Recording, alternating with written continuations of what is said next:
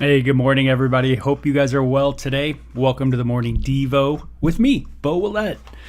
It is going to be Exodus chapter 2 today, and it's a cool day. It's a good Monday, and we are excited about the United States and their game today with Belgium.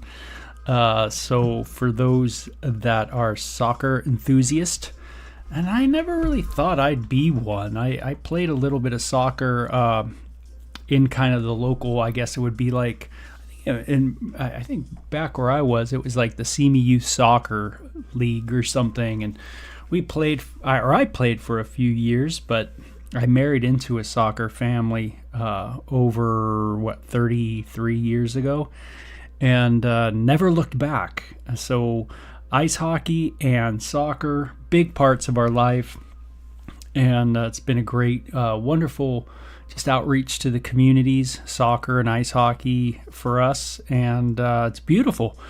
Good stuff. So today's a big day for the United States soccer team, the men's soccer team.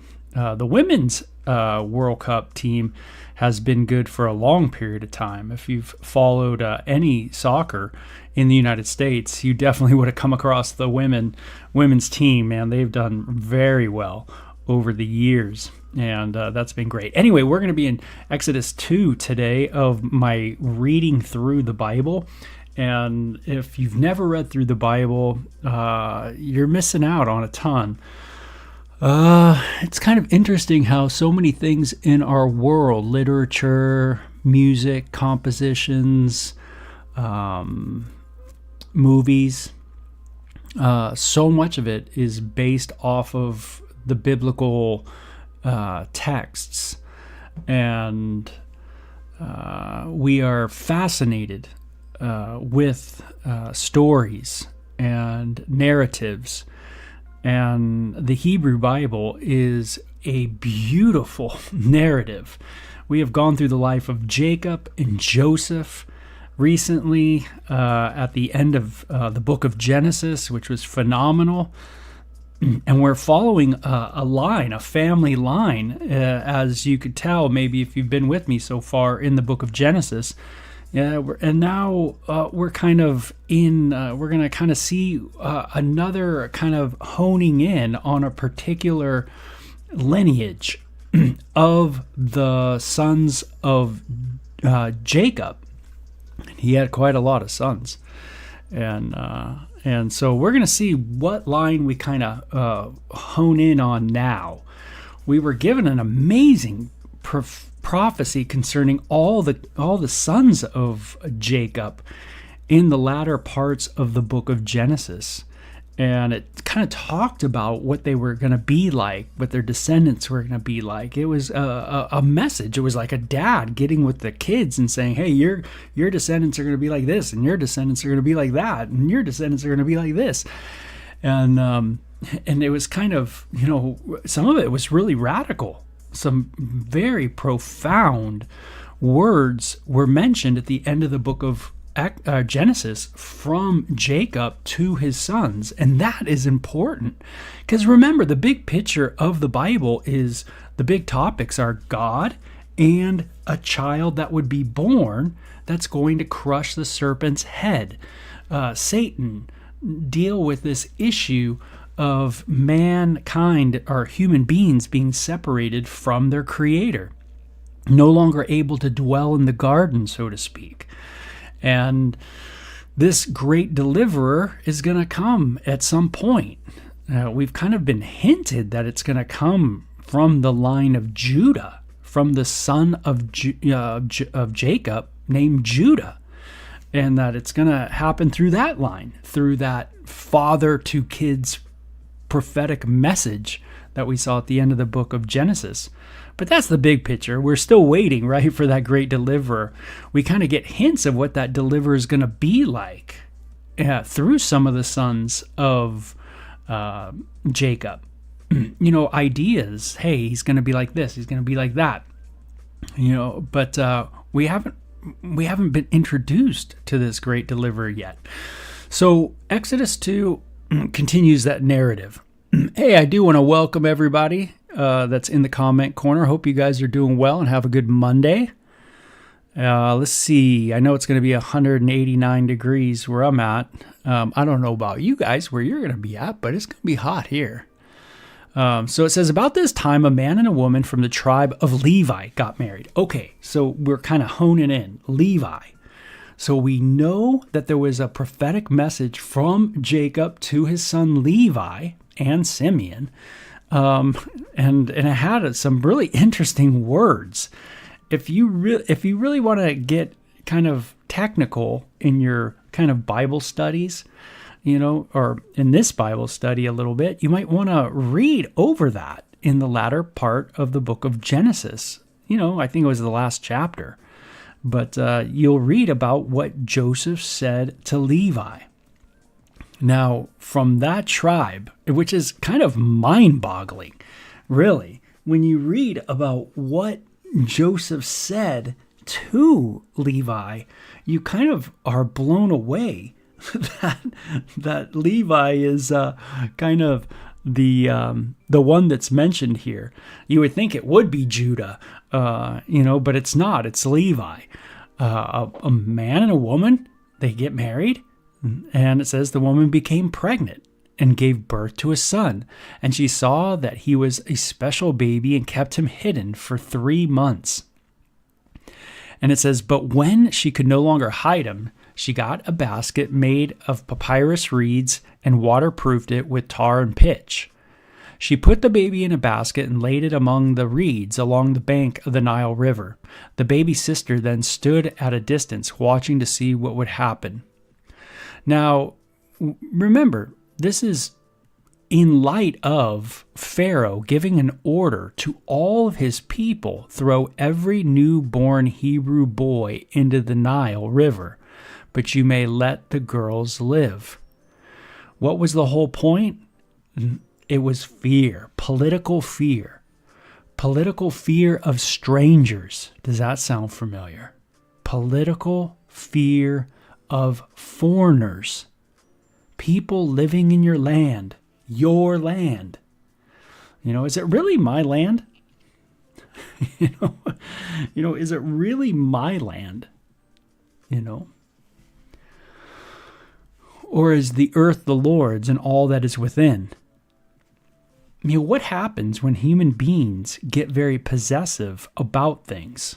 This is my land. That's your land. This is my land. This you come on my land. I'm going to get it. You're going to come. I come on your land. We're going to get into a war. We're going to war here, war there, war there. What are wars about?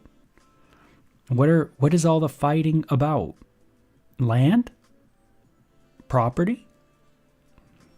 Interesting, right? Yeah, we, as human beings, man, we tend to be very possessive. And unfortunately, we don't know how to handle that possessiveness very well.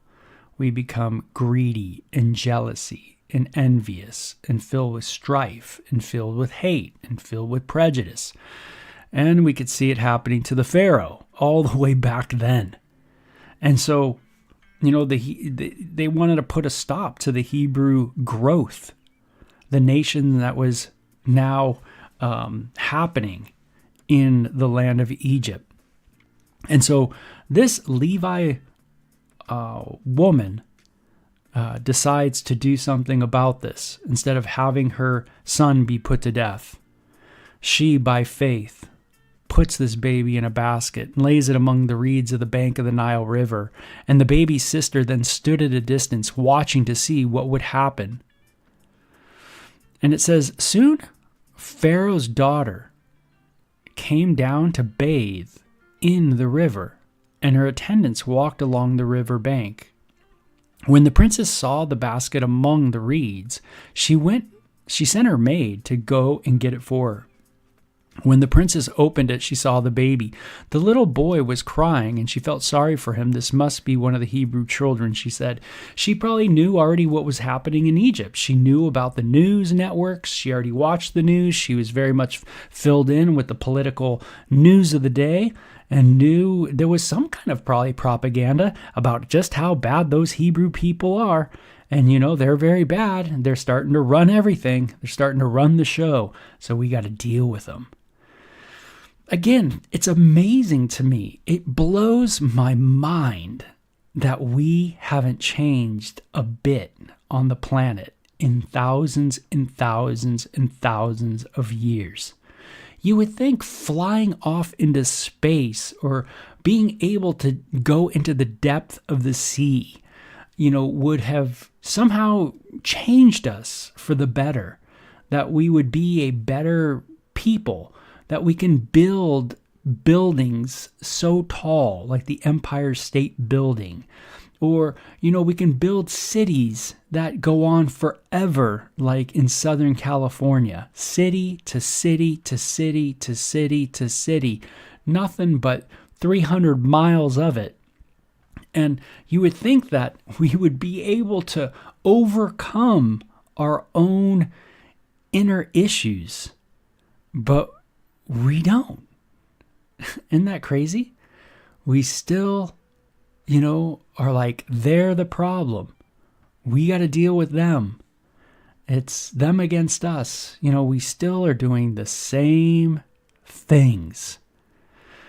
And this daughter of Pharaoh knows what's going on, hears the news, but there's something in her that obviously is pricking her heart, pricking her emotions, saying, hey, this isn't right.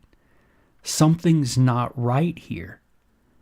Do we really kill the little child that's in this little boat, going down the river?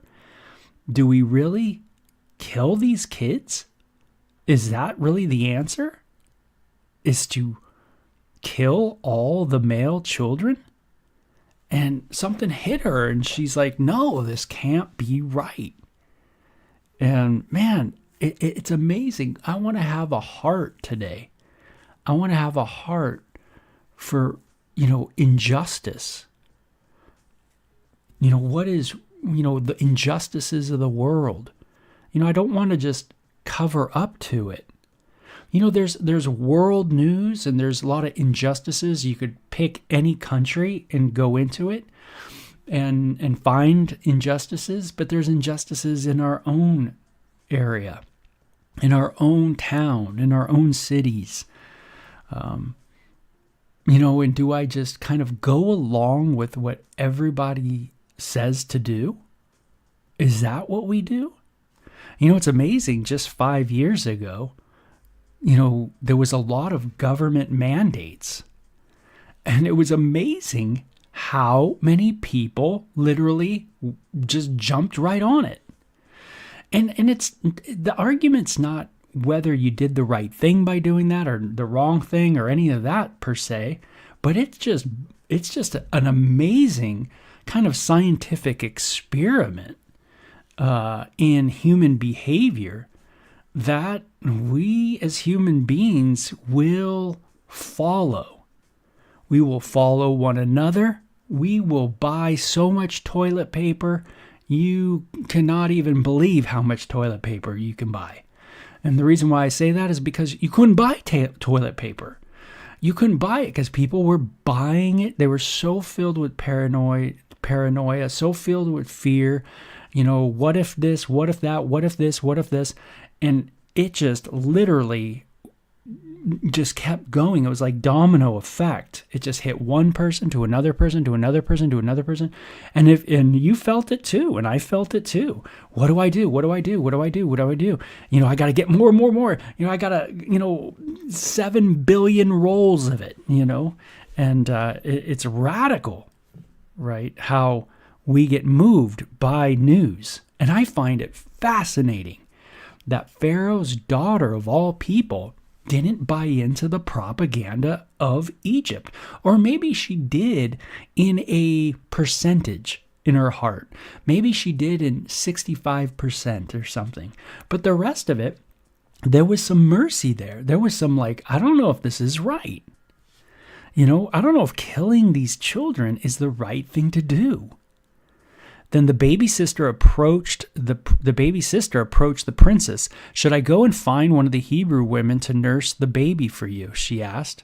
"Yes, do," the princess replied. So the girl went and called the baby's mother. Go figure, right? And it's kind of neat how all this is kind of working and intertwined. The baby's sister, right, is approaching the Pharaoh's daughter, working for the Pharaoh's daughter. It's, there's all this connection. Don't you find it fascinating when you just think of your life and you think of all the connections that happen, all the different dots that are whoop, whoop, whoop, whoop, whoop. And if this didn't happen, then that wouldn't happen. And this didn't happen, and that wouldn't have happened. And it's unbelievable sometimes just to think about how, how it worked. How you got to where you're at. The people that were involved, the people that you met, the conversations that you had, the steps of faith you took, and you finally moved on it. And then that opened up another door. And then you took a step here, and that opened up another door. And, instead of, maybe just, hanging out and doing nothing or, collecting stamps, you were busy doing emails. You were doing this, you were doing that, and it paid off. Somehow it hit something and someone got something and then they called you and and your hard work paid off. But man, you're blown away at the connection of it all. And that's always neat. It's kind of all we can do sometimes, just praise God for his sovereign hand in our life. That God has directed our steps. We thought we were doing everything, but boy, it becomes miraculous to see how it all kind of has happened. And I'm sure, this is what's going on here, right? The little boy's sister, the baby's sister, approached the princess. "Should I go and find one of the Hebrew women?" And the answer is, yeah, go find one of the Hebrew women, to take care of this baby. So she goes, of course, to the baby's mom. "Take this baby and nurse him for me," the princess told the baby's mother. "I will pay for your help." Isn't it interesting? Not only does she get to nurse her own child, but she gets paid for doing it. Talk about remarkable. I mean, it's not like you had to pay her, because she, would have done it anyway. She was so stoked to be there with her kid, to be able to nurse her child. She would have done it free. But what a blessing. She's going to get money for that? Have you ever thought that? You're going to give me money for this? I mean, I'm blessed. I feel so honored to do it. That's amazing. Just think, you're doing music for a living. You're doing what you love to do. You're painting for a living. And someone pays you? You get to do something you love to do. You love to do architectural work. You love to draw. You love to, cultivate, a land. You love to farm. And you get paid for it? That's, very cool. And it says later, when the boy was older, his mother brought him back to Pharaoh's daughter, who adopted him as her own son. The princess named him Moses, for she explained, "I lifted him out of the water." So the word Hebrew sounds like a Hebrew term that means to lift out. Many years later, when Moses had grown up, now it's kind of cool, lifted out, because the Hebrew people needed to be lifted out of Egypt. And so it's kind of neat, the name Moses, to lift up, to lift out. Many years later, when Moses had grown up, he went to visit his own people, the Hebrews, and he saw how hard they were forced to work. During his visit, he saw an Egyptian beating one of his fellow Hebrews. After looking in all directions to make sure no one was watching, Moses killed the Egyptian and hid the body in the sand. Now, it would be interesting to get kind of all of the growing up life of this man, Moses, and what it was like. When did he come to the realization that, boy, I'm a Hebrew guy? Did that happen early on, or was it a little later? Sometimes we grow up in a neighborhood that's a little different from ours. Like, for instance, my family is from Chisholm, Maine. Chisholm, Maine is very far away from North Hollywood, where I was growing up as a little kid. Chisholm, Maine is in the state of Maine.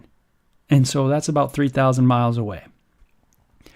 And when you're 3,000 miles away, and remember, that's farther than Egypt to the land of Canaan.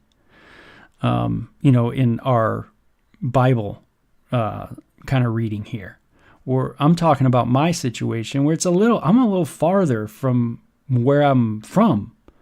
I'm from a French-Canadian quarter of Maine, a very tiny town. And so, 3,000 miles away growing up, okay, ethnically French-Canadian. But I didn't grow up in a French-Canadian neighborhood. I grew up in a Hispanic neighborhood. And my friends were Miggy, Manuel, and Juan. And I went to the local little elementary school there, Glenwood. I lived on Armenta Street. And back then it was a dirt road, of all things, if you can believe it. And yeah. And so, when did I finally realize that I was French Canadian, and that's why we were playing hockey all the time growing up? It's because, it wasn't until I was probably, probably 9 years old that I realized, whoa, I definitely am different. And I don't know when Moses, it hit him. And I don't know if you have a story like that too, where it just, you were growing up and you thought you didn't know really what you were. You didn't know kind of your background. Or when did that happen, when you finally realized that, oh man, I'm this ethnicity, or I'm that ethnicity, or whatever it was? Well, Moses knows by this time that he's a Hebrew, and he had the features, and everybody's got different features, and he sees the Egyptian bosses treating the Hebrew workers wrong. He saw an Egyptian beating his fellow Hebrew. Whoop, sorry about that. And it says, after looking in all directions to make sure no one was watching, then Moses kills the Egyptian and hid the body in the sand. Do I want to hide my sin? Do I think I can hide my sin? Now, it's interesting, God of the Bible, we already got in Genesis, is one of the names for the God of the Bible is the God who sees. He knows. Remember the whole Hagar narrative. God sees our sorrow. He sees our desperation. He sees our depravity. He sees everything. Remember, Adam and Eve tried to cover up, right? Tried to cover up, and we try to cover up all the time today, right? Meaning, instead of just saying to God, hey, God, forgive me of my sin. Instead of coming to God and saying, God, man, I blew it, dude. I just killed an Egyptian. Man, I just got way too angry, because us Levites, remember the prophecy of Jacob to Levi? I told you about that at the beginning. Ugh, we're kind of vicious. We're a little untamable. And, here Moses goes a little bonkers, wouldn't you say? And then he tries to hide it.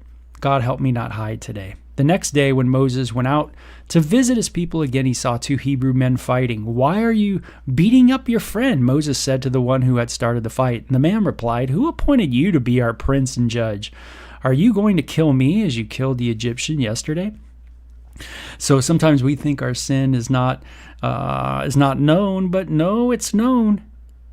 And what Moses did was seen by other people. It's like you're in the store and you think like no one, sees you, no one knows you. Oh, but they see you. They know you. There are eyes on you. even when you don't know. And Moses here is probably getting now a little paranoid at this point. Oh my gosh, what is the penalty for killing an Egyptian? Is that going to bestow on me too? Am I going to be killed? Am I going to go through capital punishment because I killed an Egyptian? I'm sure that's freaking him out. I'm sure it's freaking him out too, of like, who else knows? Who else knows my failure? Who else knows my sin, trying to hide? It's no fun hiding sin.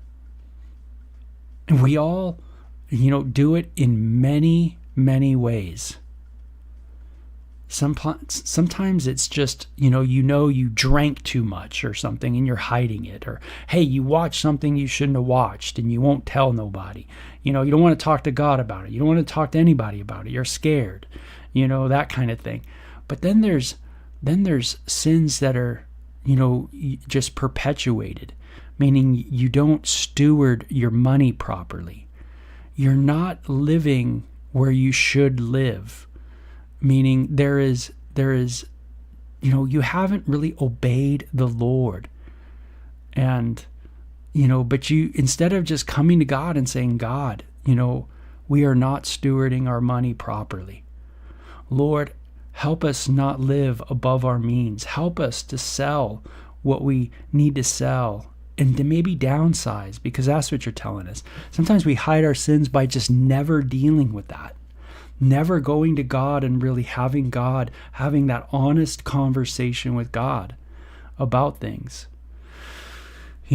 So we bury our sin in many different ways. And in the Christian church, I've always found that sometimes it's through Christian words. Like sometimes we use terms that, meaning we kind of put like Christianese, like a language to it. Instead of just saying, hey, maybe I'm sinning and I need to deal with that sin. Maybe there's things in our life that God is not into. Sometimes that's so hard for people in the church to think about, because the last thing they want to think about is that they've been living in sin for 35 years, 45 years, or the way that they live is a sinful lifestyle. And sometimes we think of sinful lifestyles as only those like, sex, drugs, and rock and roll, that those are sinful lifestyles. But as you read the Bible, there's a lot of sinful lifestyles. Living wealthy and arrogant is a sinful lifestyle. Living pridefully is a sinful lifestyle, right? Not stewarding is, using money wrongly is a unrighteous lifestyle. There are many unrighteous lifestyles that we hide. We don't want to share with. We don't want to talk to anybody about. But the sad part is people know. People can see it in your life and in my life. They can see it when you're arrogant. They can see it when you love to live in that lifestyle, that you'll do whatever it takes to continue in that lifestyle. That, whatever it is, other people can see it. But sometimes we can't see our own stuff. Moses thought it was secret, thought it was, no one sees. But man, people see. That is why I need the body of Christ. Because maybe I shouldn't be living where I'm at. Maybe I shouldn't be having the expenses that I have. But if I never disclose that to anybody, then no one's going to know. See, I'm going to hide it all. No, I'm not going to no one's going to know how much I make. No one's going to know what I do with my money.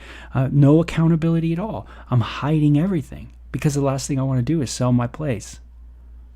Downsize. You could see how our hearts can get really weirded out quick.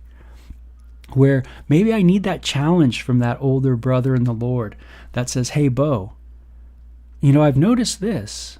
I've gone to your house and I noticed you live, in this way, and you spend a lot of money on this, and you have 50 skateboards, and you have 20 surfboards, and I could see that, you got, 7 motorcycles, and you got 7 cars, and it's just you and your wife at the house. Like, how are you paying for this all? What are you doing with your money, man? And I'm like, whoa, what am I doing with my money? He's like, hey, where's your mind? Is it on the kingdom of God? Or is it just on your stuff? Because you want to have fun in the world. See, that's where, I've been hiding that. I don't want anybody to see it. And then they see it. Everybody sees it. And now someone finally tells me about it, kind of challenges me on it. And I'm convicted, but I say, oh no, I'll say, oh, it's a blessing from the Lord. All my motorcycles are a blessing from the Lord. I'll use that kind of language, right? I put it all on blessing, and God's been good, and all this stuff like that, instead of maybe being challenged and go, you know what, maybe that brother has something. Maybe I need to seek the Lord on this and really seek what I'm doing in my life, where my mind is, where my heart is, where my money is. And then there's that repentance, right? Of just coming to God and saying, hey, I'm sorry.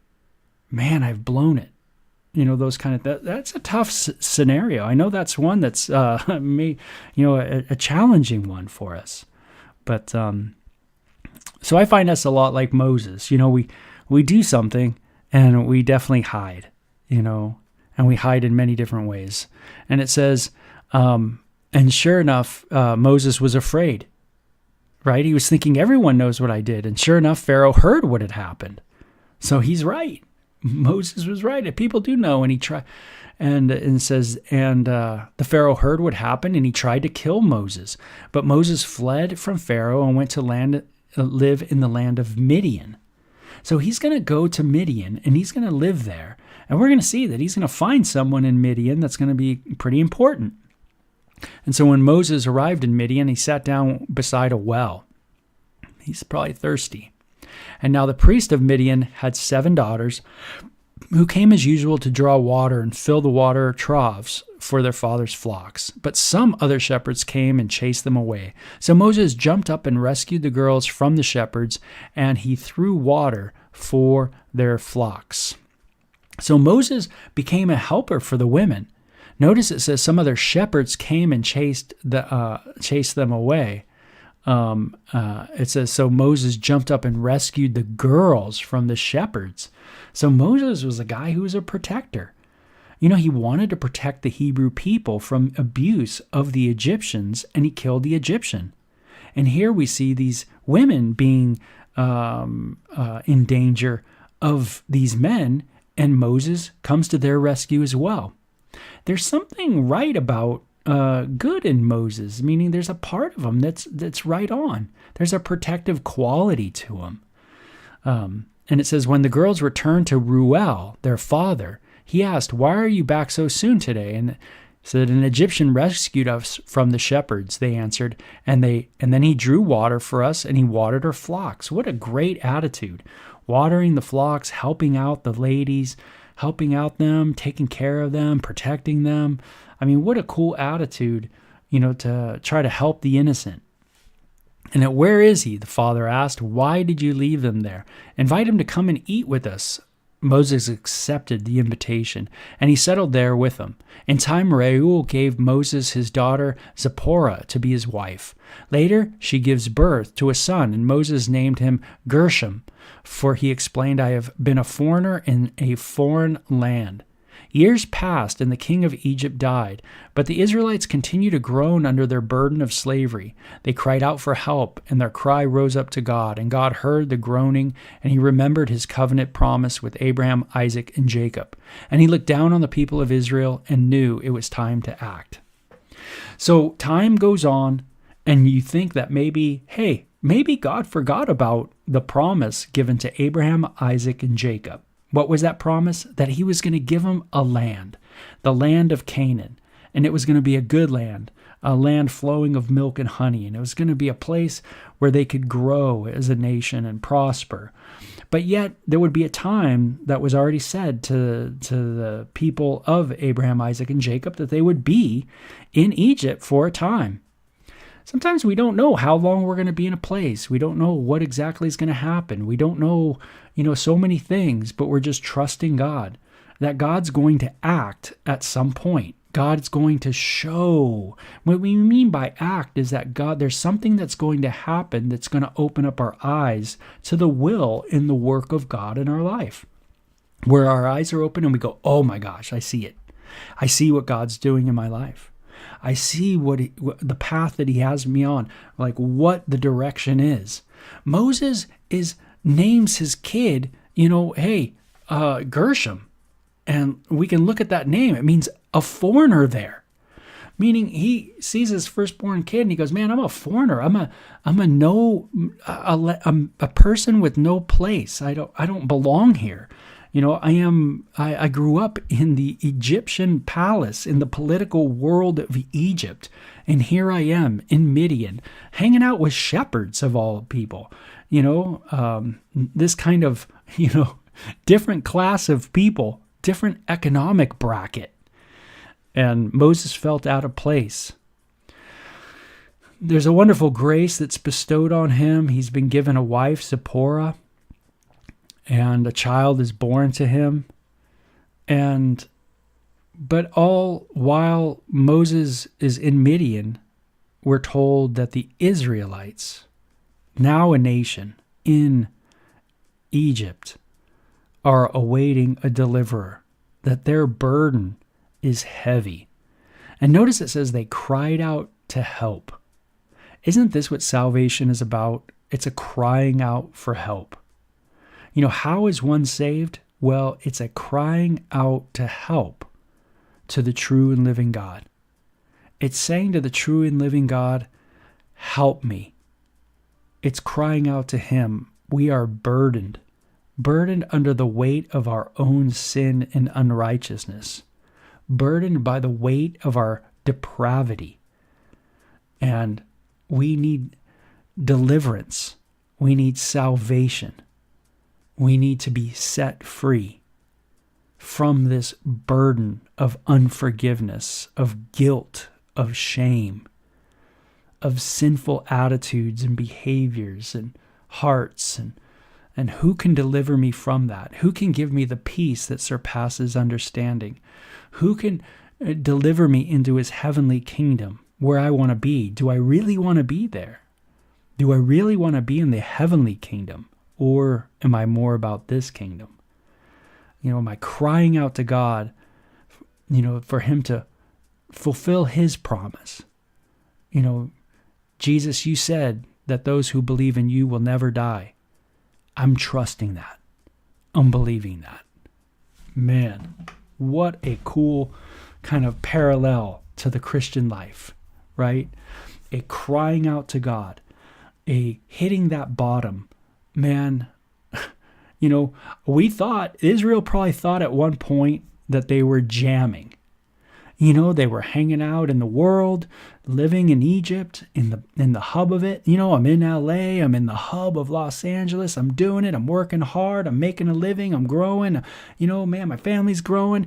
And all the while, you don't realize, but you're just getting right into slavery, into the system. You're becoming a slave to the grind, right? Part of the concrete jungle, part of Babylon. Right? This system. And Egypt becomes a slave to it. Oh, the burden, the slave of sin, knowing that you will be judged because of your unrighteousness. The burden of that. Everybody is dealing with their sin and shame and guilt on this planet. And we deal with it in many ways, so many ways. That's what we call living. When we say we're living, usually what we mean by that is we're dealing with our stuff.